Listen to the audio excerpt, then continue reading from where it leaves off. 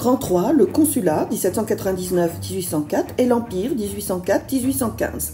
Un empire, c'est un régime politique autoritaire dans lequel le pouvoir est détenu par un empereur. Mais un empire, c'est aussi un territoire qui comprend des peuples différents et qui est dirigé par un gouvernement unique. Petit 1, les masses de granit. Cette expression désigne les mesures de réorganisation de la France prises par Napoléon Bonaparte. Granit parce que c'est une roche très dure et que ce sont des mesures qui vont durer tout au long du XIXe siècle.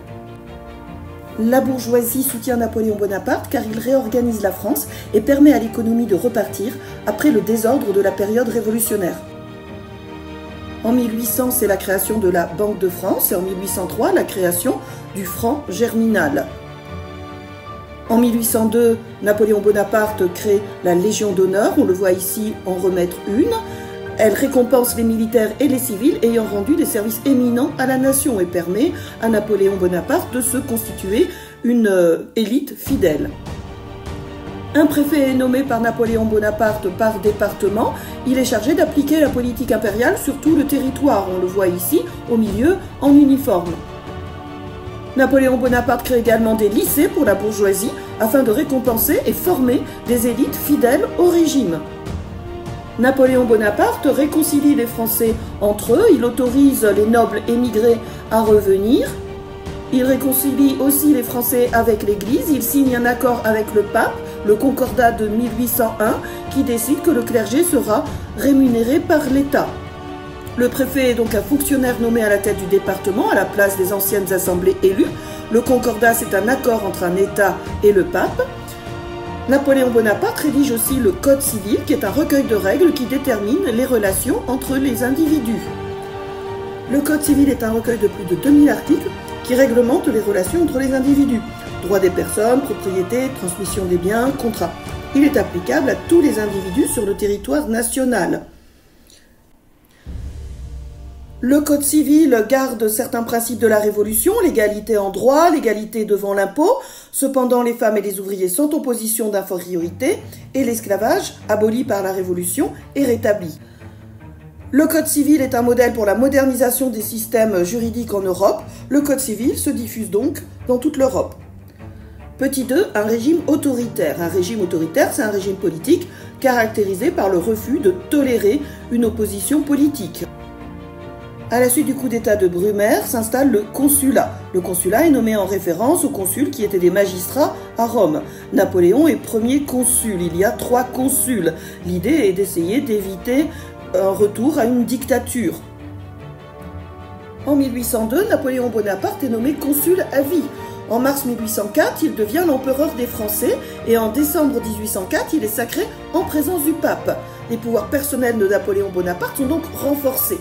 Le bonapartisme s'appuie cependant sur le peuple. Le suffrage universel est rétabli et le peuple est consulté par plébiscite. Le plébiscite, c'est le vote du peuple par oui ou non à une question posée par un gouvernement. Le peuple est consulté par plébiscite en 1799 pour accepter le consulat, en 1802 pour accepter la nomination de Napoléon consul à vie, en 1804 pour accepter la proclamation de l'Empire. La majorité des votants se prononce en faveur de Napoléon Bonaparte, mais on peut noter que le scrutin n'est pas secret à l'époque. Napoléon Ier reprend certains principes de la monarchie, il crée une nouvelle noblesse d'empire, il utilise la propagande pour asseoir son pouvoir. Le régime autoritaire se manifeste surtout par un contrôle permanent des esprits. La presse est contrôlée, la police organise la surveillance de la population, Fouché est ministre de la police. On voit que certes il y a un suffrage universel masculin, mais en fait les citoyens français élisent des candidats parmi une liste de noms choisis par le Sénat. On peut dire que Napoléon Ier est en même temps un continuateur de la Révolution, le principe de l'égalité en droit est conservé dans le Code civil, et le restaurateur d'un régime autoritaire. On ne revient toutefois pas à la monarchie absolue. Petit 3, les guerres napoléoniennes. Le bonapartisme repose sur une politique extérieure de gloire. Napoléon Bonaparte avait rétabli la paix désirée par les Français, la paix d'Amiens en mars 1802, mais elle prend fin en mai 1803. Et en 1804, Napoléon Ier reprend la guerre contre ses voisins européens. Dans un premier temps, la Grande Armée, on nomme ainsi l'armée de Napoléon Ier, connaît des victoires à Austerlitz en 1805, à Wagram en 1809. à Iéna, comme on le voit ici, en 1806. Ces victoires aboutissent à la constitution de la France des 130 départements. On voit ici l'empire napoléonien à son apogée. Napoléon nomme à la tête des États vassaux, c'est-à-dire soumis à son autorité, des membres de sa famille ou des fidèles qui lui doivent obéissance. Toute l'Europe en 1811 est sous la domination de Napoléon Ier, soit directement avec des États vassaux, soit indirectement avec des États alliés indépendants. Et l'Empire français essaie de faire céder le Royaume-Uni en instituant un blocus continental, c'est-à-dire en empêchant le ravitaillement de la Grande-Bretagne. La grande armée de Napoléon Ier marche vers la Russie, qui n'avait pas respecté le blocus.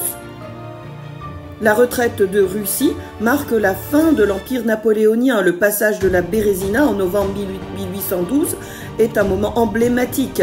Au retour de la Russie, les restes de la grande armée parviennent à passer la Bérézina grâce au sacrifice des pontonniers, ceux qui fabriquent les ponts, du général Eblé qui construisent des ponts de fortune en travaillant dans l'eau glacée.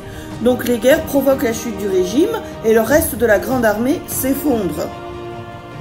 Napoléon Ier abdique une première fois en 1814 après avoir tenté de revenir au pouvoir. Il abdique à la suite de la défaite de Waterloo contre les Anglais en 1815 après avoir essayé de revenir de son exil de l'île d'Elbe. C'est ce que l'on appelle les 100 jours. On peut dire, pour terminer tout ce thème, que entre 1789 et 1815, les Français ont fait de nombreuses expériences politiques. Même si la royauté est restaurée, il ne sera plus jamais possible de revenir à la monarchie d'Ancien Régime.